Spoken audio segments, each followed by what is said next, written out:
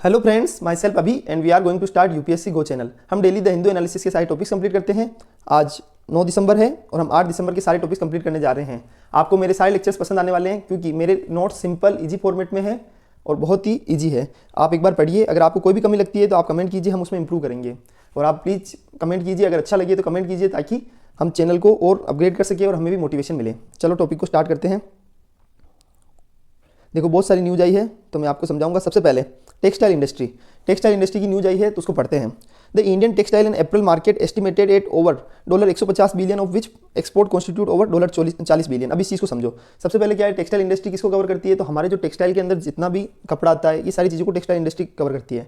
आपको मैं सिंपल चीज़ के लिए समझा दूँ कि ये सबसे बड़ी एम्प्लॉयमेंट जनरेशन करती है वर्ल्ड लेवल पर भी, क्योंकि इसके अंदर एम्प्लॉय बहुत ज़्यादा काम करते हैं। तो सबसे ज़्यादा एम्प्लॉयमेंट जनरेट करने वाली इंडस्ट्री कौन सी है? तो टेक्सटाइल इंडस्ट्री। इसके अंदर भी टेक्निकल टेक्सटाइल होता है, कॉटन होता है, इस तरह की अलग अलग चीज़ें होती है। मैं अभी आपको सब समझाऊंगा। तो अभी इंडियन जो टेक्सटाइल एंड अप्रैल मार्केट है वो कितना $150 बिलियन का था और उसमें से एक्सपोर्ट कितना है? $40 बिलियन। आप सोचिए इतना। इंडिया 4% ऑफ इंडिया के अंदर ग्लोबल शेयर कितना है? 4%। अब इस चीज़ को ध्यान में रखना है आपको कि वर्ल्ड के अंदर इंडिया का शेयर कितना है? 4% शेयर है एक ग्लोबल मार्केट पे, और इंडिया 5वीं पोजीशन पे आता है। मतलब कि ग्लोबल मार्केट के अंदर पूरा टेक्सटाइल इंडस्ट्री, इंडिया की टेक्सटाइल इंडस्ट्री कितना कवर करती है? 5th position. और इंडिया के अंदर टेक्सटाइल इंडस्ट्री का कितना रोल है? तो इंडिया की टोटल जीडीपी का 3% किसको कवर करता है? टेक्सटाइल इंडस्ट्री को। उसके बाद इंडस्ट्रियल आउटपुट का 7% जनरेट होता है फ्रॉम टेक्सटाइल इंडस्ट्री से। एक्सपोर्ट करती है, इंडिया का टोटल एक्सपोर्ट है उसमें से 12% एक्सपोर्ट किसका है? टेक्सटाइल इंडस्ट्री का। और एम्प्लॉयमेंट का 21%। टोटल जितनी भी एम्प्लॉयमेंट करता है इंडिया, उसका 21% एम्प्लॉयमेंट कौन करता है? अगर आप सोचिए कि इंडिया के अंदर जो भी एम्प्लॉयमेंट जनरेट होती है उसमें से 21% तो जनरेट होती है केवल टेक्सटाइल इंडस्ट्री से। इंडिया वर्ल्ड के अंदर सेकंड लार्जेस्ट प्रोड्यूसर है सिल्क के मामले में। ये चीज़ आपको ध्यान में रखनी है। उसके बाद वर्ल्ड का जो हैंड वूवन है फैब्रिक कम्स फ्रॉम इंडिया, और वर्ल्ड का जो 95% हैंड वूवन है, याद रखना, हाथों से बना हुआ जो वूवन फैब्रिक है वो इंडिया से आता है। ठीक है, सिल्क के मामले को पढ़ लिया। 6 लार्जेस्ट अगर टेक्निकल टेक्सटाइल की बात करें तो उसके अंदर 6ठा लार्जेस्ट प्रोड्यूसर है इंडिया, और टोटल शेयर कितना है? 6% ग्लोबल शेयर। लार्जेस्ट प्रोड्यूसर है कॉटन का, जूट का इन द वर्ल्ड के अंदर जूट और कॉटन का लार्जेस्ट प्रोड्यूसर कौन है? तो इंडिया। टेक्निकल टेक्सटाइल क्या होती है? तो वो फंक्शनल फैब्रिक्स होते हैं जिनका एप्लीकेशन एरोज वेरियस इंडस्ट्रीज, जैसे automobile industry, agriculture industry, defence industry, health care industry, personal protection. उसके अंदर बहुत सारी जगह टेक्निकल टेक्सटाइल का यूज होता है क्योंकि वो फंक्शनल फैब्रिक होते हैं। तो अभी उनको बहुत सारी जगह पर इनको यूज किया जाता है। आपको ध्यान होना चाहिए कि भाई कितने, जैसे कॉटन आ गया, उसके बाद जूट आ गया, सभी ये टेक्सटाइल इंडस्ट्री का ही पार्ट है। कॉटन के मामले में India second largest cotton producer है इन द वर्ल्ड। ठीक है, देखो अभी मैंने जैसे ऊपर बताया था largest producer of cotton and jute in the world. कहने का मतलब यही है कि सेकंड लार्जेस्ट, मतलब वर्ल्ड के अंदर इनका एक अच्छा खासा शेयर हमने अचीव कर रखा है। सिल्क के अंदर भी second largest producer of silk, और वर्ल्ड के अंदर जो सिल्क के अंदर इंडिया का मतलब शेयर कितना है? सेकंड लार्जेस्ट प्रोड्यूसर है हम। वूल के अंदर 3rd largest ship population in the world, और वर्ल्ड के अंदर 3रे नंबर पे आते हैं हम वूल के मामले में। मेन मेड फाइबर के अंदर 4थे नंबर पर, इन सिंथेटिक फाइबर के अंदर 4थे नंबर पर हम हैं। तो अब इसकी सिग्निफिकेंस क्या है? क्या टेक्निकल जो टेक्सटाइल इंडस्ट्री उसकी कुछ सिग्निफिकेंस है? तो सबसे बड़ी सिग्निफिकेंस है ये एम्प्लॉयमेंट जनरेट करता है। ये चीज़ आपको ध्यान में रखनी है क्योंकि देखो, अगर आप यूपीएससी के मेंस के हिसाब से आंसर लिख रहे हो तो आपको ये ध्यान में होना चाहिए कि क्या हो सकता है कि ये क्या करते हैं। सबसे पहली चीज़ इसके अंदर एक चीज़ याद रखना, एम्प्लॉयमेंट को जनरेट करते हैं। बेसिक चीज़ों को समझो जो इतनी देर से हम पढ़ रहे हैं। दूसरी चीज़ें ट्रेड को बढ़ावा देने का काम करते हैं। उसके बाद इकोनॉमिक सिग्निफिकेंस है, यानी ये देश के लिए इकोनॉमिक वैल्यू क्रिएट करता है। अब हमने ऊपर पढ़ लिया था कि देखो सेकंड लार्जेस्ट प्रोड्यूसर, एक्सपोर्ट कितना किया, टोटल मार्केट में शेयर कितना है। तो इस तरह हमको वो चीज़ें, इसमें थोड़ा बहुत डेटा हम डाल सकते हैं। और ट्रेड करने में, क्योंकि हमारे इंडिया का जो ट्रेड है, आप सोचिए कि हम इतना एक्सपोर्ट कर रहे हैं टेक्सटाइल इंडस्ट्री को, तो उसका कितना बड़ा रोल होगा। आप सोचो, अब एक्सपोर्ट के अंदर देखो, मैं वापस दिखाता हूँ आपको ताकि थोड़ा सा, टोटल एक्सपोर्ट का 12% तो टेक्सटाइल इंडस्ट्री से है। तो मतलब इसकी इकोनॉमिक सिग्निफिकेंस कितनी होगी, इसकी ट्रेडिंग जो क्वांटिटी होगी वो कितनी होगी, तो ये चीज़ें मैटर करती है। उसके बाद ट्रेड हो गया, और $41, मतलब जो $, है in textile export in current year. मेरी बात सुनो, 41 मिलियन $, है जो टेक्सटाइल एक्सपोर्ट के अंदर। अभी पहले मैंने 40 बताया था, वो पिछले साल का डेटा था। अभी 2021 के अंदर, जो 2021 वाला डेटा है उसके अंदर 40। वो क्या है, हमको कभी भी लिखना है तो अराउंड लिखना है कि अराउंड, उसके आगे अराउंड लिख देना है कि अराउंड 40 मिलियन $, तो आपको याद हो जाएगा। वरना आप अराउंड नहीं लिखोगे ना तो ऐसा लगेगा, क्योंकि एग्जैक्ट डेटा तो कभी होगा ही नहीं। कभी 41 होगा, कभी 39 होगा, कभी 42 होगा। आपको हमेशा एवरेज डेटा का यूज करना है। उसके बाद एम्प्लॉयमेंट देखो, second largest employer in India के अंदर सेकंड लार्जेस्ट एम्प्लॉयर है। Employees 100 million people in supporting sectors के अंदर 100 मिलियन पीपल को एम्प्लॉय करने का काम करता है। ठीक है, ऐसे कौन कौन से फैक्टर्स है जो कि इंडियन टेक्सटाइल इंडस्ट्री को ग्रोथ दिलाने के लिए सहायता करते हैं? तो सबसे पहले रॉ मटेरियल बेस, हमारे यहाँ पे रॉ मटेरियल अवेलेबल है, क्योंकि देखो हमारे यहाँ कपास उगता है, कपास से बनता है कपड़ा, तो कपास रॉ मटेरियल हमारे पास ऑलरेडी अवेलेबल है, इसलिए हमको उस चीज़ में कोई दिक्कत नहीं आती है। दूसरी चीज़ लेबर बहुत सस्ती लेबर मिल जाती है इंडिया के अंदर, तो ये भी अपने आप में बहुत अच्छी बात है। फ्लेक्सिबिलिटी, हमारे यहाँ पे सबसे बड़ी चीज़ है कि इसके अंदर छोटी छोटी इंडस्ट्रीज भी टेक्सटाइल इंडस्ट्री में घुसी हुई है। छोटी इन द सेंस कि कोई बड़े बड़े इंडस्ट्रियल के अलावा छोटे छोटे इंडस्ट्रीज है जो एमएसएमई बेसिस पे, जो मीडियम स्मॉल जो एंटरप्राइज है एमएसएमई, जो माइक्रो स्मॉल मीडियम एंटरप्राइज, ये भी टेक्सटाइल इंडस्ट्री में घुसे हुए हैं। तो अगर ये इनका बहुत बड़ा रोल होता है तो ये फ्लेक्सिबिलिटी को बढ़ावा देते हैं और इनके यहाँ पे छोटा भले वर्किंग छोटी हो लेकिन काम बहुत ज़्यादा करते हैं ये। और रिच हेरिटेज, हमारे यहाँ पे वर्ल्ड की जो पहले आप देखते हैं कि जब पुराना शासन था तो आपने देखा होगा महाराणा प्रताप, ये बहुत मतलब हमारे जो पुराने बड़े बड़े जो राजा थे उन सब की आप देखते कशीदाकारी तो इतनी बड़ी थी, इसलिए हमारा एक्चुअली हम हेरिटेजली कल्चरली भी इससे जुड़े हुए हैं टेक्सटाइल इंडस्ट्री से। उस टाइम पे भी कशीदाकारी होती थी, इसका मतलब है कि हम टेक्सटाइल इंडस्ट्री में पहले से चल रहे हैं, आज का ये अभी से स्टार्ट नहीं किया है हमने। उसके बाद domestic market, rising income levels, urbanisation. अब इस चीज़ को समझ लो, डोमेस्टिक मार्केट का मतलब क्या होता है कि डोमेस्टिक लेवल पर जो इंडिया का जो डोमेस्टिक मार्केट है उसके अंदर उससे क्या होगा कि उससे इनकम लेवल बढ़ेगी और अभी धीरे धीरे लोगों की इनकम बढ़ती जा रही है, जैसे जैसे इनकम बढ़ रही है वैसे वैसे लोग कपड़ों पर खर्च करना पसंद करेंगे। अर्बनाइजेशन, धीरे धीरे शहरीकरण बढ़ रहा है। सबसे इंपॉर्टेंट चीज़ याद रखना कि लोग जैसे जैसे अर्बनाइजेशन बढ़ेगा वैसे वैसे डोमेस्टिक मार्केट भी बढ़ जाएगा। चलो अब चैलेंजेस क्या है, तो हाईली फ्रेगमेंटेड हो गया, सबसे पहला चैलेंज है हाईली फ्रेगमेंटेड। दूसरा है आउटडेटेड टेक्नोलॉजी, ठीक है। अब इस चीज़ को याद रखना है आपको कि अभी धीरे धीरे क्या है आउटडेटेड टेक्नोलॉजी, पहले जो मशीनें चल रही थी अभी भी 10 साल बाद भी वही मशीनें चल रही है और जबकि इंडस्ट्री के अंदर इतना चेंज हो गया है, वर्ल्ड वाइड नई नई टेक्नोलॉजी आती जा रही है। तो अगर हमें वर्ल्ड वाइड कंपटीशन करना है तो हमें ओल्ड टेक्नोलॉजी की जगह न्यू टेक्नोलॉजी को अपनाना होगा, लेकिन हमारे लिए बहुत बड़ा इशू है ये इश्यू विद टैक्स स्ट्रक्चर। उसके अलावा जैसे अभी धीरे धीरे जीएसटी की रेट अभी बढ़ा दी थी, अब जीएसटी की रेट बढ़ जाएगी तो कपड़ा महंगा हो जाएगा, कपड़ा महंगा हो जाएगा तो एक्सपोर्ट करने में भी दिक्कत आएगी क्योंकि वो कॉस्टली हो जाएगा। तो इसलिए ये भी अपने आप में बहुत बड़ा इशू है। एक्सपोर्ट स्टेगनेंट, और आप देखना कि हमारे पिछले 10 सालों से जो एक्सपोर्ट है वो कॉन्स्टेंटली स्टेगनेंट है, जो 40 मतलब बिलियन यूएस डॉलर है उसके आसपास ही है। तो ये अपने आप में बहुत बड़ा इशू है। और इसके साथ ही जैसे मैंने ऊपर वाला पॉइंट आपको हाईली फ्रेगमेंटेड का मतलब होता है कि कहने का मतलब ये है कि ये इंडस्ट्री बहुत ही कटी छटी है, इस पर एक प्रॉपर स्ट्रक्चर नहीं बना है, प्रॉपर्ली ऑर्गेनाइज नहीं है ये, क्योंकि बहुत सारी इंडस्ट्री छोटे जो माइक्रो स्मॉल मीडियम एंटरप्राइज होते हैं वो बस टेक्सटाइल का काम करने लग जाते हैं। अगर वो प्रॉपर्ली ऑर्गेनाइज्ड हो तो चीज़ें और भी अच्छी हो सकती है, लेकिन ऐसा नहीं है। तो ये चैलेंजेस किसके सामने, मतलब टेक्सटाइल इंडस्ट्री के सामने। नेक्स्ट देखो लेक ऑफ स्केल। बांग्लादेश के अंदर एटलीस्ट 500 मशीनें पर फैक्ट्री, हर फैक्ट्री के अंदर एवरेज कितनी मशीनें, 500 मशीनें, जो कि 1971 में बना था देश जिसको हमने क्रिएट किया, उस देश के अंदर 500 मशीन पर फैक्ट्री के अंदर है और वही इंडिया के अंदर केवल 100।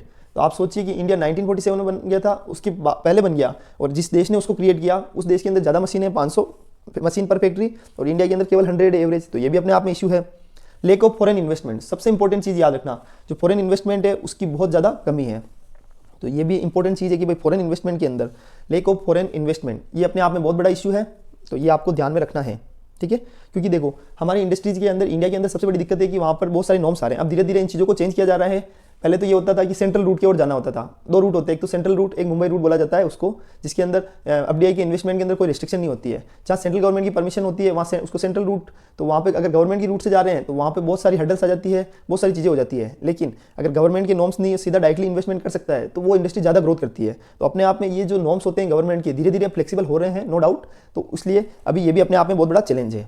चलो ये टॉपिक समझ गए। अब देखो एक सबसे इंपॉर्टेंट टॉपिक जो आपने पढ़ा होगा, वैसे ये सबको ध्यान में है लेकिन मैं फिर भी समझा देता हूँ। Supreme Court makes video on Kesavananda Bharati judgement available, यानी सुप्रीम कोर्ट ने अभी क्या किया है, जो केशवानंद भारती जजमेंट है उस पर वीडियो क्रिएट की है। तो अब इस चीज़ को समझो, क्या जजमेंट दी है ऑन 24 अप्रैल 1973। सुप्रीम, आपने सबने सुना होगा, हमने पॉलिटी के अंदर सबसे खास टॉपिक है अब तक जो भी इंपॉर्टेंट टॉपिक पढ़ा है उसके अंदर यही टॉपिक है, केशवानंदा भारती जजमेंट केस। तो जो केस है ये सुप्रीम कोर्ट ने कब दिया था, 24 अप्रैल 1973 को। याद रखना है, बहुत इंपॉर्टेंट है। 13 जज की बेंच थी और वर्डिक्ट कैसे आया था, 7:6 के मतलब रेशियो के अंदर वर्डिक्ट आया था। Basic structure of doctrine come into existence, और उसी के टाइम एक basic structure of doctrine existence में आया था। मैं उससे पहले की थोड़ी हिस्ट्री बता देता हूँ। देखो क्या होता था कि सरकार ने क्या है कि फंडामेंटल राइट्स के अंदर चेंज कर दिए थे। अब अगर सरकार ऐसे फंडामेंटल राइट्स का वायोलेशन करेगी, उन्होंने कहा कि एज पर आर्टिकल 368, जो हमारा आर्टिकल 368 होता है वो क्या है, कॉन्स्टिट्यूशन को अमेंडमेंट करने का है, ठीक है।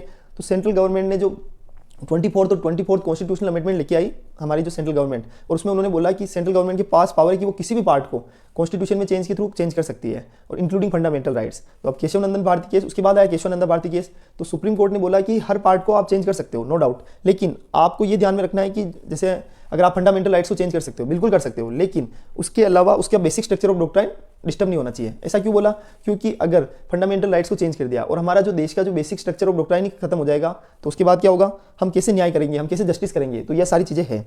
तो अब इस चीज़ को समझो। In this case Supreme Court overruled its judgement in Golaknath case. Golaknath case के अंदर जो जजमेंट थी उसको ओवर रूल किया।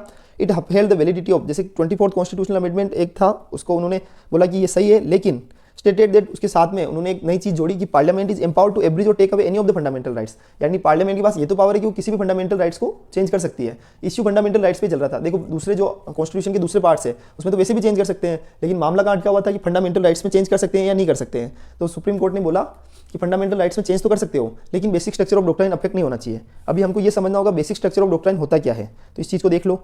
Decision is on the basis of 7:6 verdict, ये बता दिया है। अब इस चीज़ को समझो। The supremacy of the constitution, the rule of the law, कि हमारा सबसे कॉन्स्टिट्यूशन सबसे सुप्रीम होना चाहिए, लॉ का रूल होना चाहिए, ना कि मतलब पार्लियामेंट का रूल किसका होना चाहिए, लॉ का। Independence of judiciary, judiciary independent होनी चाहिए। सोवेरियन डेमोक्रेटिक रिपब्लिक, हमारा देश जो हमारा जो बेसिक रूल्स है देश के अंदर, सोवेरियन डेमोक्रेटिक यानी जो हमारे लोकतंत्र है, रिपब्लिक यानी गणराज्य है, ये बना हुआ रहना चाहिए। उसके बाद पार्लियामेंट्री सिस्टम ऑफ गवर्नमेंट, और हमारे देश के अंदर जो पार्लियामेंट्री सिस्टम ऑफ गवर्नमेंट है वो बनी हुई है, वो कंटिन्यूसली वही बनी होनी चाहिए। आप पता चला कि सरकार के पास फंडामेंटल राइट्स है, को चेंज करने का राइट है, तो उन्होंने पार्लियामेंट्री सिस्टम ऑफ गवर्नमेंट को चेंज कर दिया। फ्री एंड फेयर इलेक्शन होनी चाहिए इंडिया के अंदर, सबसे इंपॉर्टेंट लाइन। उसके बाद वेलफेयर स्टेट बनाना है इंडिया को। तो ये सब किसके पार्ट है, बेसिक स्ट्रक्चर ऑफ डॉक्ट्राइन के। अब मैं आपको थोड़ा सा, आप बस सिर्फ सुनते रहिए, सिर्फ आपको सुनते रहना है। मैं बहुत अच्छी चीज़ें समझा रहा हूँ। देखो सबसे पहले क्या हुआ है कि फंडामेंटल राइट्स के अंदर मैं आपको एक एक चीज़ समझा रहा हूँ, सिर्फ मेरे को 5 मिनट लगेंगे, सिर्फ आपको सुनना है। सबसे पहले सुप्रीम कोर्ट ने यह माना कि यदि मूल अधिकार और जो मतलब जैसे फंडामेंटल राइट्स है और डायरेक्टिव मतलब directive principle of state policy है, अगर दोनों के बीच में कोई भी चेंज होता है, 1951 की बात बता रहा हूँ, इसमें केस आया था चंपकम दुराई राजन केस। उसके अंदर क्या हुआ कि मूल फंडामेंटल राइट्स को सुप्रीम माना जाएगा, ऐसा सुप्रीम कोर्ट का मानना था। ठीक है, उसके बाद आपको सुनते जाना है सिर्फ कि पहले उन्होंने क्या बोला कि उनके हिसाब से फंडामेंटल राइट्स सबसे फर्स्ट में है। उसके बाद गवर्नमेंट एक कॉन्स्टिट्यूशनल अमेंडमेंट एक्ट लेके आई, उसका नाम है फर्स्ट कॉन्स्टिट्यूशनल अमेंडमेंट एक्ट 1951। उसके अंदर सरकार ने एक नया मतलब प्रोविजंस डाले हैं 31A और 31B। उसके तहत सरकार ने क्या बोला कि अगर सामाजिक कल्याण और संसाधनों के न्यायपूर्ण वितरण के उद्देश्य से राज्य निजी संपत्ति का अधिग्रहण कर सकती है। ठीक है, और उनके साथ में 9 शेड्यूल को भी ऐड कर दिया, तो कोई दिक्कत नहीं थी उस टाइम पे सरकार ने, उसका कोई दिक्कत नहीं थी, क्योंकि 9 शेड्यूल को ऐड करना आपको बताया कि उसके बाद जो प्रॉपर्टी वाला राइट था उसको भी हटा दिया गया था। ठीक है, तो ये चीज़ हो गई। अब नेक्स्ट चीज़ समझो, फोर्थ कॉन्स्टिट्यूशनल अमेंडमेंट आया वापस 1955 में, ये गवर्नमेंट की कॉन्स्टिट्यूशनल अमेंडमेंट है। उसके अंदर क्या हुआ, उसके अंदर जनहित में राज्य सभी निजी व्यापारों का राष्ट्रीयकरण कर सकता है। और उसके अंदर सबसे चीज़ क्या की कि अगर राज्य सभी निजी व्यापारों का राष्ट्रीयकरण कर सकता है और सरकार के द्वारा कोई भी कंपनसेशन राशि को न्यायालय में चुनौती नहीं दी जा सकती, ऐसा वो आया था फोर्थ कॉन्स्टिट्यूशनल अमेंडमेंट एक 1955। और उसके जस्ट बाद में जैसे ये आया 1958 के अंदर सुप्रीम कोर्ट का डिसीजन आ गया। उसमें न्यायालय में उसने क्या किया, directive principle of state policy और जो फंडामेंटल राइट्स है उन्होंने कहा कि दोनों के बीच में बैलेंस बना होना चाहिए, और अगर दोनों के बीच में कोई भी विरोधाभास होता है तो किसको प्रायोरिटी मिलेगी, फंडामेंटल राइट्स को। इस चीज़ को ध्यान में रखना है। उसके बाद जैसे जैसे धीरे धीरे चीज़ें चेंज होती गई, 1958 के बाद 1964 आ गया, 1967 आ गया। उसके बाद 1967 के अंदर क्या हो गया, गोलकनाथ केस आया। ये सबसे इंपॉर्टेंट है। अब दो चीज़ें आपको ध्यान में रखनी है। एक तो गोलकनाथ केस, उसके अंदर क्या हुआ था कि संसद चाहे तो किसी भी फंडामेंटल राइट्स में संशोधन नहीं कर सकता, ऐसा पार्लियामेंट का मानना है। पार्लियामेंट ने कहा कि जो हमारी सेंट्रल गवर्नमेंट है, पार्लियामेंट है, वो फंडामेंटल राइट्स में चेंज नहीं कर सकती है। ठीक है, अब ये चीज़ इंपॉर्टेंट है। गोलकनाथ केस के अंदर क्या हुआ, फंडामेंटल राइट्स के अंदर वायोलेशन नहीं हो सकता है, ये गोलकनाथ केस बोलता है 1967 का। उसके बाद उन्होंने फंडामेंटल राइट्स के अंदर आप चेंज कर नहीं सकते हो, ये तो उन्होंने बोल दिया। और उसके तुरंत बाद में उसी टाइम इंदिरा गांधी गवर्नमेंट भी चल रही थी, तो 1971 और 1971 के अंदर मतलब 2 कॉन्स्टिट्यूशनल अमेंडमेंट एक्ट आए, एक तो 24th, एक 25th। 24th के अंदर उन्होंने बोला कि पार्लियामेंट के पास पावर है कि वो मूल अधिकारों में मतलब फंडामेंटल राइट्स के अंदर कोई भी चेंज कर सकते हैं। उसके बाद 24th कॉन्स्टिट्यूशनल अमेंडमेंट एक्ट आया जो मैंने अभी आपको दिखाया था। उसके बाद 25th आया, उसके अंदर उन्होंने बोला कि अगर डीपीएसपी के अंदर एक पॉइंट है 39B और 39C, जिसके अंदर क्या होता है कि वेल्थ का केंद्रीकरण नहीं होना चाहिए। उसके लिए अगर फंडामेंटल राइट्स में कोई भी चेंज किया जाता है, मतलब उसके हिसाब से अगर ऐसा कुछ किया जाता है तो उस टाइम पे अगर फंडामेंटल राइट्स का कोई वायोलेशन भी होता है आर्टिकल 14, 19 और 31 का, तो वो गलत नहीं है।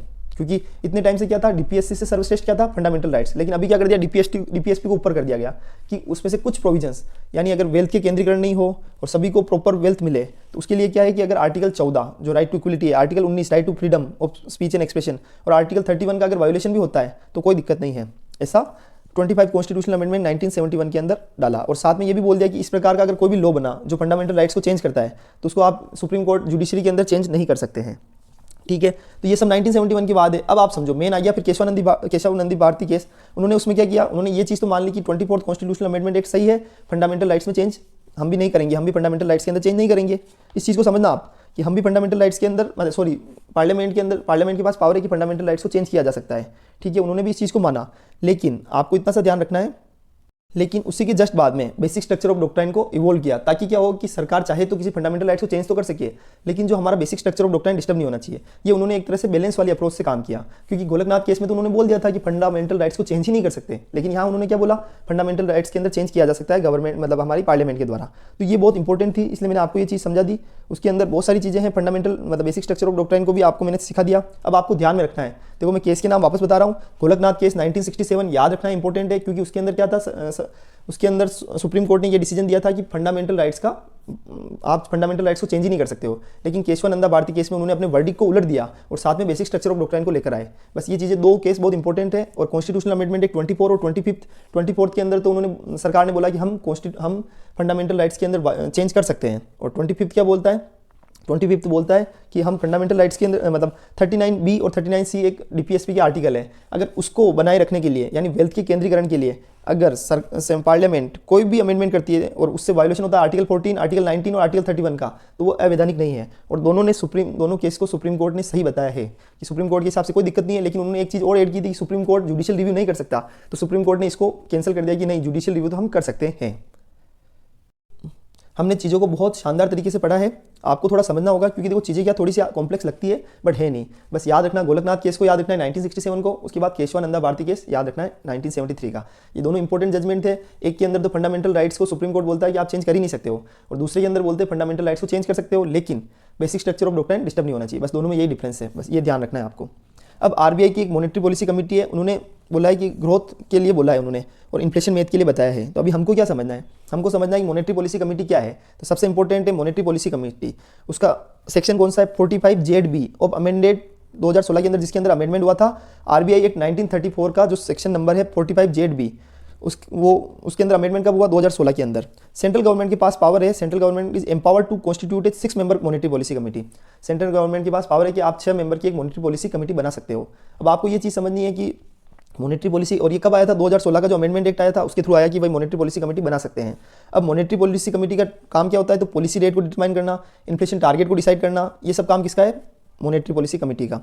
वो किन फैक्टर्स पर बेसिस डिसाइड करती है कि इन्फ्लेशन के लेवल क्या होना चाहिए, इन्फ्लेशन का टारगेट क्या होना चाहिए, पॉलिसी रेट क्या होनी चाहिए, वो सारी चीज़ें हम अब पढ़ने वाले हैं। सबसे पहले क्या ये डिसीजन बाइंडिंग है, तो हाँ, decision shall be binding on the bank पर डिसीजन बाइंडिंग है। अब ऐसा क्यों बाइंडिंग है, क्योंकि इसके मेंबर्स कौन कौन से हैं, तब आपको पता चल जाएगा कि हाँ एक्चुअल में इसके डिसीजन बाइंडिंग होने चाहिए। पहला, इसके चेयरपर्सन कौन है, आरबीआई के गवर्नर। तो अब चेयरपर्सन सोचिए, अब आरबीआई के गवर्नर इसके चेयरपर्सन है, तो कोई दिक्कत ही नहीं है कि आरबीआई के गवर्नर इसके चेयरपर्सन है पहला। दूसरा मेंबर कौन है, डिप्यूटी गवर्नर, वो भी आरबीआई से है।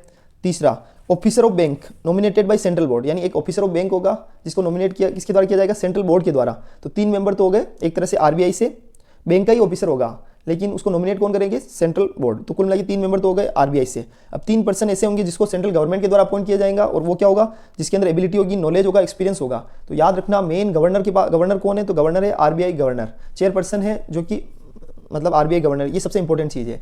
पहले इसके अंदर जो कमेटी थी उनके द्वारा रिकमेंडेशन दी गई थी कि आरबीआई गवर्नर के पास वीटो पावर होना चाहिए, लेकिन सरकार ने कोई वीटो पावर नहीं दिया था। चलो ये चीज़ समझ ली। अब इसके अंदर आरबीआई की जो मॉनेटरी पॉलिसी का रिव्यू, वो किस मतलब उसके अंदर क्या उनका काम होता है, तो वो जीडीपी ग्रोथ को फोरकास्ट करते हैं। इन्फ्लेशन और इंटरेस्ट रेट डिसीजन, इनको भी डिसाइड करने का काम किसका होता है, मॉनेटरी पॉलिसी कमेटी का। याद रखना, इन्फ्लेशन और इंटरेस्ट रेट डिसीजन को उसके अलावा जीडीपी ग्रोथ को फोरकास्ट करने का। अब मॉनेटरी पॉलिसी के इंस्ट्रूमेंट कौन कौन से, किस बेसिस पर मॉनेटरी पॉलिसी का डिसीजन होता है, कुछ तो तरीका होगा कि यार क्या चल रहा है, या ऐसा कौन कौन से इंस्ट्रूमेंट है जिसके थ्रू हम क्या कर सकते हैं, इन्फ्लेशन को कंट्रोल कर सकते हैं, वो कौन कौन से इंस्ट्रूमेंट है।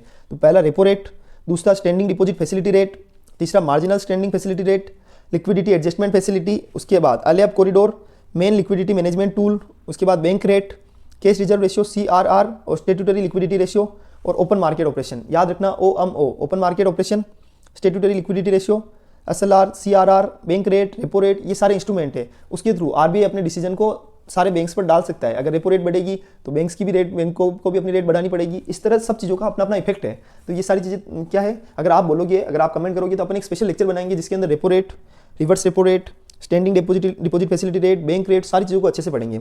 बस आप समझते जाइए और करते जाइए। चलो, अनलॉफुल एक्टिविटी और प्रिवेंशन एक्ट। अभी आज एक न्यूज़ में आई है एक इन्फॉर्मेशन, उसका नाम है अनलॉफुल एक्टिविटी और प्रिवेंशन एक्ट। इस चीज़ को बहुत अच्छे से पढ़ना है, बहुत इंपॉर्टेंट है, आपको मैं अच्छे से समझाने वाला हूँ। आज मैंने इसके अंदर सारी चीज़ों को जोड़ा है। हमारे कुछ चीज़ें इसमें थोड़ी सी पहले मैंने जब पढ़ाया था उसमें थोड़ी सी चीज़ें कम थी, आज मैंने इसके अंदर और चीज़ों को जोड़ दिया है, क्योंकि हमारे जो यूजर्स है उनका बोलना है कि आप इसके अंदर और भी चीज़ें ऐड करो, तो मैंने इसके अंदर और भी चीज़ें ऐड कर दी आज यूएपी एक्ट के अंदर। सबसे पहली बार यूएपी एक्ट को कब इनेक्ट किया गया, तो 1967 के अंदर। ये किसकी कौन सी मिनिस्ट्री के अंदर आता है, तो मिनिस्ट्री ऑफ होम अफेयर्स। याद रखना है आपको, 1967 के अंदर पहली बार इनेक्ट किया to deal with anti national activities, यानी जो एंटी नेशनल एक्टिविटीज़ होती है उससे डील करने के लिए। अब आप सोचोगे यार 1967 के अंदर ही क्यों किया, क्यों 1973, 1988 ऐसा उसमें क्यों नहीं कर सकते थे, या 1951 में भी कर सकते थे। लेकिन इससे जस्ट पहले 2 वॉर हुई थी। एक तो हमारी पाकिस्तान के साथ वॉर हुई 1965 वाली, और 1961 में चाइना के साथ वॉर हुई। जब ये दोनों वॉर हुई, उसी को देखते हुए इंडिया ने 1967 के अंदर इस एक्ट को पास किया था एंटी नेशनल एक्टिविटी से डील करने के लिए। रिसेंटली अमेंड किया गया 2019 के अंदर टू इंक्लूड, जिसमें क्या इंक्लूड किया गया, provision related to terrorist financing, cyber terrorism and individual designation. इससे रिलेटेड जो भी चीज़ें हैं उससे रिलेटेड प्रोविजंस को भी जोड़ा गया है। एक तो टेररिस्ट से related, financing and cyber terrorism से related. It empowers the national investigation agency, यानी ये एम्पावर करता है कि नेशनल इन्वेस्टिगेशन एजेंसी को एम्पावर करता है to investigate and prosecute cases under UAPA across the country. अब इस चीज़ को समझ लेना, यह एम्पावर क्या करता है, जैसे कि अब मैं आपको इसमें एक चीज़ दिखाता हूँ, 1 सेकंड। हाँ चलो, मिनिस्ट्री ऑफ होम अफेयर्स तो देख ही लिया। It empowers the national investigation agency, ये किसको पावर देता है, नेशनल इन्वेस्टिगेशन एजेंसी को पावर देता है कि आप इन्वेस्टिगेट करो एंड प्रोसिक्यूट करो cases under UAPA across the country, यानी कंट्री के जो एरोज है, सारे बॉर्डर है, वहाँ पर इन्वेस्टिगेट करना और प्रोसिक्यूट करने का काम किसका होगा, नेशनल इन्वेस्टिगेशन एजेंसी का। मिनिस्ट्री मैंने समझाई दी है। अब इसके पॉइंट्स कौन कौन से इसके फेवर में, बहुत सारे लोग इसके पक्ष में बोलते हैं, बहुत सारे लोग इसके विपक्ष में बोलते हैं, तो हमको दोनों को समझना है। पहला, ये नेशनल सिक्योरिटी को बढ़ावा देता है, सही बात है। दूसरा, काउंटर टेररिज्म मेजर्स, यानी बहुत सारे काम ऐसे होते हैं जो टेररिज्म का काम करते हैं, दुनिया में, हमारे देश में टेरर फैलाने का काम करते हैं, तो ये एक तरह से काउंटर टेररिज्म मेजर है। और उसी के थ्रू उन लोगों को, जैसे पहले कोई ऐसा, जैसे लेडी है, अभी एक बीच में एक लेडी थी जेएनयू के अंदर, वो क्या करती थी कि टेररिज्म फैलाने का काम करती थी, तो इस तरह उसको एक प्रिवेंटिव डिटेंशन की तरह पहले से ही उसको मतलब पकड़ लिया गया यूएपीए एक्ट के अंदर। और एक्चुअल में भी वो टेररिस्ट वाली भावना वाली निकली, जिसके अंदर क्या किया था उसने, वो यहाँ से इन्फॉर्मेशन पाकिस्तान को सर्कुलेट करती थी, तो ये अपने आप में दिक्कत है। तो एक तरह से ये काउंटर टेररिज्म मेजर की तरह भी काम करता है। और उसके बाद इसके अंदर प्रिवेंटिव डिटेंशन भी किया जा सकता है लोगों को। Global commitment, international commitment to counter terrorism, अब इस चीज़ को समझो कि ये एक तरह से ग्लोबली कमिट भी करने का काम करता है। कौन ग्लोबली कमिट करने का काम करता है, हमारा जो क्या नाम है, यूएपीए एक्ट, क्योंकि हमारे इंटरनेशनल लेवल पर कुछ ऐसे कमिटमेंट्स बने हुए हैं जो बोलते हैं कि टेररिज्म को काउंटर करना है। तो क्या भारत में उसके रेटिफिकेशन के लिए क्या रूल्स बने हुए हैं, तो रूल्स के अंदर एक UAPA unlawful activities and prevention act बना हुआ है। चलो, उसके अलावा इफेक्टिव प्रोसिक्यूशन, इसमें प्रॉपर्ली न्याय होता है क्योंकि इसके अंदर ट्राइब्यूनल भी बना हुआ है। मैं आपको अभी समझाऊंगा कि यूएपीए का ट्राइब्यूनल क्या होता है। और डिटरेंस, ये लोगों के अंदर डर का काम करता है। अगर कोई टेररिस्ट है या अगर वो इस भावना से काम कर रहा है तो उनके अंदर, और या नए लोग जो इसमें जुड़ सकते हैं, तो उनके अंदर ये डर रहता है कि हमें जेल नहीं हो जाए, तो ये डिटरेंस का काम भी करता है। लेकिन इसके अगेंस्ट में आर्ग्यूमेंट्स क्या है, बहुत सारे लोग बोलते हैं कि ये यूएपीए एक्ट सही नहीं है। ऐसा क्यों बोलते हैं, उनका मानना ये है कि वायोलेटिव टू फंडामेंटल राइट्स, कि हमारे देश के अंदर डेमोक्रेसी है और हर आदमी को अधिकार है स्पीच ऑफ एक्सप्रेशन और सबका। तो इसके अंदर क्या किया जाता है, बहुत बार ऐसा कर दिया जाता है कि किसी आदमी को, पर्टिकुलरली किसी आदमी की कोई गलती नहीं है, फिर भी उसको टारगेट करने के लिए यूएपीए एक्ट में फंसा दिया जाता है, उसको टेररिस्ट बना दिया जाता है, जबकि वो है ही नहीं। और एक बार जब मार्केट में हवा चल जाती है तो उसकी सबसे बड़ी दिक्कत क्या होती है, उस व्यक्ति की जीवन भर उसका जीवन खराब हो जाता है। तो वायोलेटिव टू फंडामेंटल राइट्स, यानी फंडामेंटल राइट्स का वायोलेशन किया जाता है। लेक्स सेफगार्ड मैकेनिज्म सबसे इंपॉर्टेंट है कि इसके अंदर सेफगार्ड मैकेनिज्म की कमी है। इसके अंदर यूएपीए ट्राइब्यूनल भी है, तो उसका डिसीजन कब आता है, डेढ़ साल के अंदर डिसीजन आ रहा है, तो फिर कैसे एक आदमी को जजमेंट कैसे मिलेगी। और अभी हमने बहुत सारे केस ऐसे देखे हैं कि मतलब सिर्फ 10% केस ऐसे हैं जिसके अंदर एक्चुअल में वो दोषी व्यक्ति पाया गया है, बाकी 90% तो ऐसे ही मतलब फर्जी केस है। तो ये भी अपने आप में बहुत बड़ा इशू है। उनके अगेंस्ट कुछ पास ही नहीं हुआ है ट्राइब्यूनल के अंदर, कोर्ट के अंदर, वो मामलों में उनको रिहा कर दिया गया उसके बाद में, तो ये इशू है। अगेंस्ट द फेडरल स्ट्रक्चर, आप सोचिए कि ये पावर किसके पास है, सेंट्रल गवर्नमेंट के पास पावर है इसके तहत, यूएपीए एक्ट के तहत, और नेशनल इन्वेस्टिगेशन एजेंसी को पावर दिया गया है। लेकिन हमारे यहाँ स्टेट पुलिस भी है, उनके पास तो कोई पावर ही नहीं है, तो ये फेडरल स्ट्रक्चर के अगेंस्ट है। और लो कन्विक्शन रेट, यानी रेट कौन सी है, लो कन्विक्शन रेट, यानी इसके अंदर मैंने ये चीज़ समझाई कि 1000 में से अगर सिर्फ 100 केस निकल रहे हैं और 900 लोगों को सिर्फ आप एक तरह से फंसाने के हिसाब से कर दिया गया है, तो वो भी इशू है। कितनी बार क्या होता है, पर्सनल टारगेट को पूरा करने के लिए भी यूएपीए एक्ट का यूज़ ले लिया जाता है। अब मेजर्स क्या है, देखो मेरे लिए कोई गवर्नमेंट के, मैं किसी के खिलाफ नहीं बोल रहा हूँ, जो सच है, हमको वी आर यूपीएससी एस्पिरेंट, तो हमको फेवर के पॉइंट भी लिखने पड़ेंगे, अगेंस्ट के पॉइंट भी लिखने पड़ेंगे, और जो सही बात है वो करनी पड़ेगी। ठीक है, ऐसा नहीं है कि ये एक बिल्कुल बेकार है, नहीं, ये एक बहुत अच्छा है, नेशनल सिक्योरिटी के लिए सबसे बहुत जरूरी है। लेकिन कुछ चीज़ें कभी कभी क्या होता है कि कुछ मिनिस्टर्स अपने पर्सनल बेनिफिट के लिए भी इसका गलत यूज करते हैं।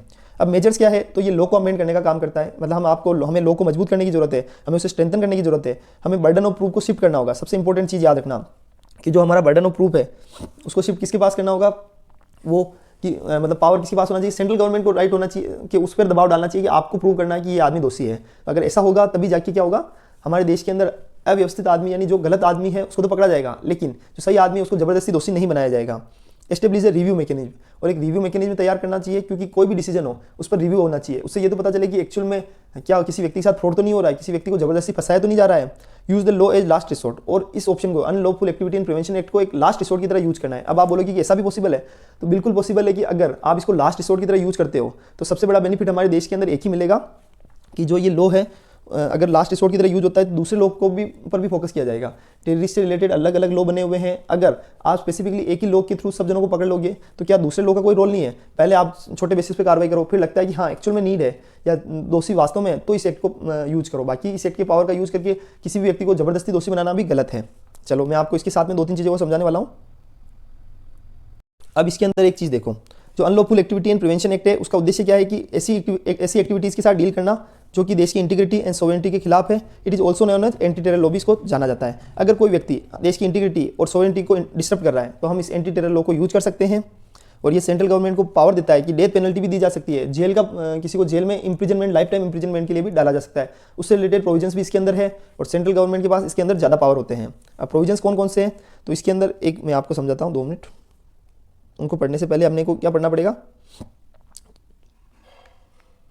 UAPA provide special procedure to deal with terrorist activity. और सेंट्रल गवर्नमेंट चाहे तो किसी भी व्यक्ति या ऑर्गेनाइजेशन को डेजिग्नेट कर सकता है terrorist organisation if it commit in act of terrorism, prepare for terrorism. अगर वो टेररिज्म का काम करता है, अगर वो टेररिज्म के अंदर दोषी पाया जाता है, उससे रिलेटेड अगर टेररिज्म को प्रमोट कर रहा है या ऐसे किसी भी वर्किंग में जो कि टेररिज्म से रिलेटेड है उसके अंदर इन्वॉल्व है, तो अल्टीमेटली उसको यूएपीए एक्ट के अंदर डाला जा सकता है, अंदर जेल के अंदर। ठीक है, इसके अंदर एक इन्वेस्टिगेशन ऑफिसर अपॉइंट किया जाएगा जिसके पास पावर होता है कि वो प्रॉपर्टी को सीज कर सकता है। लेकिन प्रॉपर्टी को सीज करने का पावर कब मिलेगा, जब उसको डायरेक्टर जनरल ऑफ पुलिस है उससे प्रायर अप्रूवल मिल जाएगी। लेकिन अगर नेशनल इन्वेस्टिगेशन एजेंसी इसको मतलब नेशनल इन्वेस्टिगेशन एजेंसी का ऑफिसर है तो उसको किससे पावर लेना पड़ेगा, director general of national investigation agency से अप्रूवल लेना होगा और तभी जाके वो किसी की प्रॉपर्टी को सीज कर सकता है। चलो अब ये जो लिखा हुआ है इसको मैं आपको एक चार्ट से समझाता हूँ। यूएपीए ट्राइब्यूनल क्या होता है, देखो समझो। इसको कौन किसके द्वारा कॉन्स्टिट्यूट किया जाता है, तो गवर्नमेंट कॉन्स्टिट्यूट करती है सबसे पहले। दूसरा, इसको हेड किसके द्वारा किया जाता है, तो रिटायरिंग और सिटिंग जज of high court, high court का जो रिटायर या सिटिंग जज है उसके द्वारा हेड किया जाता है। सेंट्रल गवर्नमेंट क्या करेगी कि अगर किसी भी व्यक्ति को उन्होंने डेजिग्नेट किया कि ये इंडिविजुअल टेररिस्ट है तो वो सबसे पहले एक नोटिफिकेशन पास करेगी। उस नोटिफिकेशन को ट्राइब्यूनल को भेजेगी 30 दिन के अंदर। अब 30 दिन हो चुके हैं, अगले मतलब 30 दिन के अंदर तो सेंट्रल गवर्नमेंट ने भेज दिया। अब उसके अगले 30 दिनों के अंदर ट्राइब्यूनल क्या करेगा, नोटिस भेजेगा ऑर्गेनाइजेशन को कि हम आपको क्यों अनलॉफुल डिक्लेयर ना करें, इसका कोई रीजन हो तो बताइए। उसके अगले 6 महीने के अंदर दोनों की आर्ग्यूमेंट होगी, सेंट्रल गवर्नमेंट की भी सुनवाई होगी और जो ऑर्गेनाइजेशन है या इंडिविजुअल जिसको टेररिस्ट घोषित किया जाने वाला है उसकी भी सुनवाई होगी। ट्राइब्यूनल उसके बाद डिसाइड करेगा कि वेदर ये एसोसिएशन ऑर्गेनाइजेशन अनलॉफुल है या नहीं है। अगर उनको लगता है कि अनलॉफुल है तो उसके बाद वो ऑर्डर पास कर देंगे ऐसा। तो अगर सेंट्रल का नोटिफिकेशन तभी एप्लीकेबल है, जो उन्होंने पहले नोटिफिकेशन दिया था ना, जो ट्राइब्यूनल में भेजा था, वो नोटिस तभी इफेक्टिव होगा जब ट्राइब्यूनल ने कंफर्म कर दिया है। लेकिन अगर ट्राइब्यूनल ने कंफर्म नहीं किया है, इस चीज़ को याद रखना, अगर ट्राइब्यूनल ने कंफर्म नहीं किया है तो उस केस में क्या होगा, उस केस में एक ही डिसीजन होगा कि अगर ट्राइब्यूनल ने कंफर्म नहीं किया है तो इसका मतलब ये हो गया कि वो जो नोटिफिकेशन निकाला था वो नलीफाइड हो जाएगा। और अगर एक्चुअल में ये नोटिफिकेशन इफेक्टिव तभी हो पाएगा जब ट्राइब्यूनल की कंफर्मेशन होगी। तो ये इस तरह इसमें लिखा हुआ था, ये मैंने समझा दिया। और यही मैंने आपको इसके अंदर लिखा हुआ कि देखो, when the centre declares an organisation as unlawful a tribunal is established by centre to further investigate and confirm whether the decision is justified. यानी ये तो मैंने ऑलरेडी समझा दिया कि एक सेंटर के द्वारा एक इन्वेस्टिगेट करने के लिए ट्राइब्यूनल को एस्टेब्लिश किया जाएगा। Tribunal will confirm declaration and order is published in official gazette के अंदर उसको पब्लिश कर दिया जाएगा अगर ट्राइब्यूनल कंफर्म करता है तो। और देन और उसके बाद जो शुरुआत में जो गवर्नमेंट का नोटिफिकेशन था वो तभी इफेक्टिव होगा, उसके बाद ही नोटिफिकेशन इफेक्टिव हो जाएगा। अगर उसके बाद ही इफेक्टिव होगा। और इसको कब भेजा गया, ये शुरुआत की फर्स्ट वाली line, it should be send within 30 days to tribunal of issuing the gazette. अब इस चीज़ को मेरी बात सुनो, ये मैंने आपको इसको चार्ट में बहुत अच्छे से समझा दिया है। उसके अंदर क्या है कि मैंने लिखा है तो वो थ्योरी फॉर्म में है, तो थ्योरी फॉर्म में क्या चीज़ें समझना थोड़ी मुश्किल हो जाती है, तो मैंने इसको प्रॉपर्ली चार्ट में समझा दिया है ताकि आपकी टेंशन खत्म हो जाए।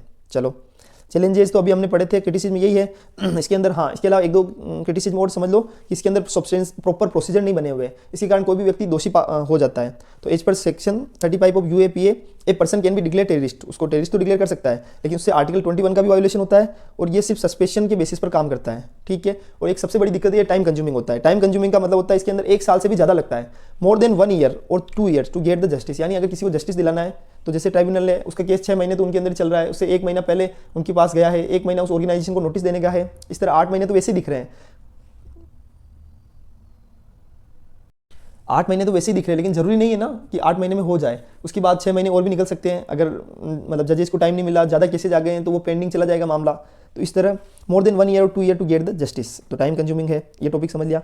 अब आपको एक टॉपिक और आया है, इंटरेस्टिंग टॉपिक है शुगर इंडस्ट्री वाला। देखो आज क्या क्या है, टेक्सटाइल इंडस्ट्री आ गया, शुगर इंडस्ट्री आ गया, उसके अलावा यूएपी एक्ट आ गया, अच्छे अच्छे टॉपिक्स आए हैं, इसको समझो।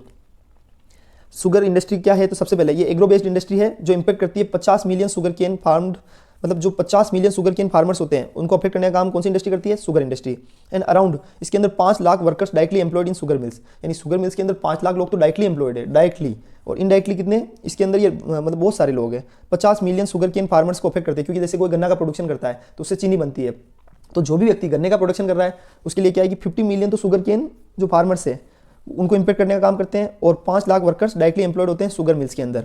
India emerge as the world's largest producer and consumer, India emerge करता है वर्ल्ड का जो लार्जेस्ट प्रोड्यूसर की तरह एंड कंज्यूमर की तरह, and world second largest exporter of sugar in October 2021 से 22। अब इस चीज़ को समझ लेना, इंडिया क्या करता है, एमर्ज करता है is the world's largest producer and consumer. अब इस टॉपिक को आपको अच्छे से समझना है, धीरे धीरे समझते जाओ, आगे बढ़ते जाओ कि इंडिया वर्ल्ड के अंदर लार्जेस्ट प्रोड्यूसर कौन है, इंडिया, और कंज्यूमर ऑफ शुगर मिल्स, यानी ये एमर्ज हो रहा है, धीरे धीरे बन जाएगा। और अभी क्या है, वर्ल्ड का second largest exporter of sugar, और अभी क्या है कि एक्सपोर्टर के अंदर तो सेकंड नंबर पे और प्रोड्यूसर के अंदर और कंज्यूमर के अंदर पहले नंबर पे है, इसलिए हम एक्सपोर्ट भी थोड़ा कम करते हैं। ये सिर्फ अक्टूबर 21-22 का डेटा है, लेकिन धीरे धीरे एग्जैक्ट सिचुएशन अब धीरे धीरे बदलती जा रही है। अब हम बहुत सारी चीज़ों में एक्सपोर्ट भी ज़्यादा करने लग गए हैं, चाइना से कंपटीशन भी हमारा डायरेक्ट चलने लग गया है, अभी पहले वाली सिचुएशंस नहीं रही है। अब इसके अंदर शुगर के अंदर क्या टेम्परेचर चाहिए, एक्चुअली क्या होता है कि डेटा चेंज होता रहता है, कि अभी जैसे किसी साल तो वर्ल्ड के अंदर लार्जेस्ट है, किसी साल सेकंड हो जाता है, किसी साल थर्ड हो जाता है, वापस फर्स्ट हो जाता है, तो ये चीज़ें बहुत चेंज होती रहती है। इसलिए हमको डेटा, बस आपको जब यूपीएससी का एग्जाम देने जाओ तो एक दिन पहले डेटा देख लो कि अभी क्या स्थिति चल रही है। उसके बाद समझो टेम्परेचर कितना होता है इसका, तो 21 से 27 डिग्री सेल्सियस होता है टेम्परेचर। रेनफॉल कितना होता है, 75 से 100 सेमी, याद रखना है आपको, बहुत इंपॉर्टेंट है। अगर शुगर को उगाना है, हमें गन्ने का प्रॉपर प्रोडक्शन करना है, तो टेम्परेचर कितना चाहिए, 21 से 27 डिग्री सेल्सियस, रेनफॉल चाहिए 75 से 100 सेमी, और soil deep rich loamy soil होगी तो शुगर बहुत अच्छे से प्रोड्यूस होगी, चीनी अच्छे से प्रोड्यूस होगी। चीनी किससे बनती है, गन्ने से, तो हम अल्टीमेटली प्रोडक्शन तो गन्ने से ही कर रहे हैं ना। और इसके अंदर सबसे ज़्यादा स्टेट कौन कौन से प्रोड्यूसिंग स्टेट, सबसे ऊपर है महाराष्ट्र, उसके बाद उत्तर प्रदेश, और उसके बाद कर्नाटका। याद रखना है, सबसे ऊपर है महाराष्ट्र, फिर यूपी, और उसके बाद Karnataka. Growth of the industry, industry की ग्रोथ होने का काम क्या है, उसके रीजंस क्या है। तो सबसे पहले हमारे देश के अंदर शुगर के लिए एक fair and remunerative price decide की गई है, जो शुगर केन है उसके लिए fair and remunerative price decide की है। तो इससे क्या होता है कि जो किसानों को मोटिवेशन मिलता है कि हम अगर इस इंडस्ट्री के अंदर गन्ने का उग भी जाएगा, तो अगर कोई खरीदार नहीं भी होगा तो सरकार तो है ही, तो फेयर एंड रेम्यूनेटिव प्राइस मिल जाएगी। उसके बाद हाई एक्सपोर्ट, इसके अंदर हाई एक्सपोर्ट किया जाता है इस इंडस्ट्री के अंदर चीनी का, क्योंकि चीनी की डिमांड वर्ल्ड वाइड बहुत रहती है। अभी आपको पता हो कि कोविड के टाइम पे तो ऐसा था कि हमारे इंडिया के अंदर चीनी की डिमांड बहुत ज़्यादा थी। इस चीज़ को देख रहे हो आप, इंडिया के अंदर चीनी की डिमांड बहुत थी, तो पहले हमने अपनी डिमांड को पूरा किया, उसके बाद हमने एक्सपोर्ट भी किया था, तो हमें रोक भी लगानी पड़ी थी थोड़े टाइम के लिए। Indian government policy initiative, Indian government भी इस पर बहुत वर्किंग कर रही है। जैसे एथेनॉल इंडस्ट्री है उस पर वर्किंग कर रही है, धीरे धीरे वो शुगर केन पर फोकस कर रहे हैं कि भाई गन्ने का प्रोडक्शन ज़्यादा से ज़्यादा हो, उससे किसानों को ज़्यादा से ज़्यादा आय मिले। और उसके अलावा एथेनॉल इंडस्ट्री, उस पर भी फोकस किया जा रहा है। जैसे अब मैं एथेनॉल इंडस्ट्री को समझा देता हूँ कि एथेनॉल इंडस्ट्री के अंदर क्या होता है कि देखो, हम क्या करते हैं, जो मिडिल ईस्ट कंट्रीज है उनसे सबसे ज़्यादा ऑयल परचेज करते हैं। सबसे ज़्यादा ऑयल कहाँ से प्रोड्यूस करते हैं हम, ऑयल परचेज करते हैं मिडिल ईस्ट कंट्रीज से, और हमारा देश है जो इंपोर्ट करता है जो ये ऑयल है। अब उसकी दिक्कत क्या आती है, अगर हम ऑयल को इंपोर्ट करते हैं, जो पेट्रोल डीजल इनकी बात कर रहा हूँ मैं, उसको इंपोर्ट करने के कारण हमारे ऊपर एक इंपोर्ट का बहुत बड़ा बोझ पड़ जाता है और हम फिस्कल डेफिसिट की ओर चले जाते हैं। लेकिन अगर आप सोचिए, फिस्कल डेफिसिट नहीं, मतलब इंपोर्ट एक्सपोर्ट के अंदर मतलब जो डेफिसिट होता है उसके अंदर चले जाते हैं, इंपोर्ट ज़्यादा हो जाता है, तो उसके कारण क्या इश्यू आता है कि हमारे देश की इकोनॉमी का बहुत बड़ा पैसा तो बाहर जा रहा है। तो अगर एथेनॉल ब्लेंड करने लग जाए, हम एथेनॉल बेस्ड गाड़ियों का यूज़ करने लग जाए, इलेक्ट्रिक गाड़ियों का यूज़ करने लग जाए, तो ऑयल और इनकी डिमांड कम हो जाएगी, पेट्रोल डीजल पर जो हमारी डिपेंडेंसी है वो कम हो जाएगी। अगर वर्ल्ड के अंदर कुछ भी युद्ध होता है तो उसका सीधा सीधा इम्पैक्ट किस पर पड़ता है, पेट्रोल डीजल पर, और उसका इम्पैक्ट किस पर पड़ता है, इंडियन इकोनॉमी पर। तो अगर हमारे यहाँ पर एथेनॉल का प्रोडक्शन होने लग जाएगा, हमारी गाड़ियाँ एथेनॉल से चलने लग जाएगी, तो हम सीधे सीधे पेट्रोल डीजल पर जो हमारी डिपेंडेंसी कम हो जाएगी, और उसके कारण सीधा बेनिफिट क्या मिलेगा, हमारे देश की जो इकोनॉमी है वो बहुत ज़्यादा ग्रोथ कर सकती है, क्योंकि उनका इंपोर्ट कम हो जाएगा। तो इस तरह अभी सेंट्रल गवर्नमेंट का विजन इस ओर बढ़ चुका है। तो कहने का मतलब ये है कि हमारा एथेनॉल इंडस्ट्री पर भी बहुत ज़्यादा फोकस है, इसलिए शुगर इंडस्ट्री भी अल्टीमेटली ग्रोथ कर रही है। और अगर एथेनॉल पर फोकस रहेगा तो एथेनॉल बनता ही है शुगर से, शुगर केन से, तो बस वो चीज़ आपको समझनी है। और इंप्रेसिव शुगर सीजन, और अभी जो शुगर सीजन निकला था बहुत जोरदार निकला था, और ऊपर से फेस्टिव सीजन भी बहुत शानदार निकले थे, तो वहाँ पर भी शुगर इंडस्ट्री का बहुत बड़ा रोल होता है। अब प्रॉब्लम्स क्या होती है, कंपटीशन फ्रॉम स्वीटनर्स, यानी जो स्वीटनर्स होते हैं हमारे वर्ल्ड वाइड लेवल पर, जो स्वीटनर्स होते हैं उनसे कंपटीशन होता है। बहुत सारे स्वीट, मतलब मैं समझाता हूँ, जैसे क्या होता है, आजकल एक ट्रेंड चल रहा है शुगर फ्री प्रोडक्ट, वो उनको खाने का बहुत ज़्यादा ट्रेंड चल रहा है। जैसे कोई ऐसे प्रोडक्ट होते हैं जिनमें शुगर तो नहीं होती पर लगते बहुत अच्छे हैं, तो अगर उसमें शुगर का यूज ही नहीं होगा तो शुगर इंडस्ट्री पर तो डायरेक्टली इंपैक्ट आ जाएगा ना उसका, क्योंकि शुगर फ्री चीज़ें खाने लग जाएंगे लोग, तो शुगर का तो यूज ही नहीं है, तो वो अपने आप में इंडस्ट्री पर बहुत बड़ा दिक्कत है। तो ये कंपटीशन चल रहा है उनसे। लेक ऑफ मॉडर्न टेक्नोलॉजी, इस इंडस्ट्री में अभी भी मॉडर्न टेक्नोलॉजी की बहुत कमी है, और अगर टेक्नोलॉजी की कमी है तो ये अपने आप में इशू है। एनवायरमेंटल इंपैक्ट, एनवायरमेंटल इंपैक्ट भी कि जैसे अगर बरसात कम हुई, रेनफॉल कम हुई, तो गन्ने में पानी की बहुत ज़्यादा जरूरत होती है। टेम्परेचर अगर बहुत ज़्यादा हो गया, बहुत कम हो गया, तो भी इशू है। तो एनवायरमेंटल इंपैक्ट, पॉलिटिकल इंटरफेरेंस, और इस इंडस्ट्री में पॉलिटिकल इंटरफेरेंस बहुत ज़्यादा होता है। सरकार की जो माइंड सेट होता है उसी हिसाब से इसकी इंडस्ट्री में ग्रोथ होती है। जैसे अभी सरकार का फोकस एथेनॉल ब्लेंडिंग पर बहुत ज़्यादा है, तो ये इंडस्ट्री बहुत ज़्यादा ग्रोथ कर रही है। सरकार की सारी पॉलिसियाँ भी अभी शुगर इंडस्ट्री के पक्ष में आती है, लेकिन जो पहले वाली गवर्नमेंट थी उस टाइम पे ऐसा नहीं था, तो ये एक तरह से पॉलिटिकल इंटरफेरेंस भी बहुत बड़ा इशू है। इंडियन शुगर मिल्स एसोसिएशन को साथ के साथ पढ़ लो। अभी क्या एक इंडियन शुगर मिल्स एसोसिएशन है, उसको समझो premier sugar organisation in India. India के अंदर एक प्रीमियम शुगर ऑर्गेनाइजेशन है, उसका नाम है इंडियन शुगर मिल्स एसोसिएशन। ये इंटरफेस है किसके बीच में, गवर्नमेंट एंड शुगर जो इंडस्ट्री है उन दोनों के बीच में इंटरफेस का काम करता है, क्योंकि ये एसोसिएशन है तो दोनों के बीच में एक तरह से इंटरफेस का काम करता है। बहुत private and public sugar mills इसमें जुड़ी हुई है और दोनों के बीच में गवर्नमेंट और जो शुगर इंडस्ट्री है उसके बीच में इंटरफेस का काम करता है। इसका उद्देश्य क्या है कि functioning and interest of both private and public sugar mills in the country are safeguarded. कुल मिला के शुगर इंडस्ट्री सेफ गार्ड बनी रही, उस पर कोई भी पॉलिटिकल इशू नहीं आए, किसी भी पॉलिटिकल इंटरफेरेंस के कारण कोई भी दिक्कत नहीं आए। इसी कारण शुगर इंडस्ट्री ने क्या किया, एक एसोसिएशन बना रखी है और उस एसोसिएशन के डिसीजन ही इन पर मान्य होते हैं। तो ये टॉपिक भी हमने बहुत अच्छे से पढ़ा है।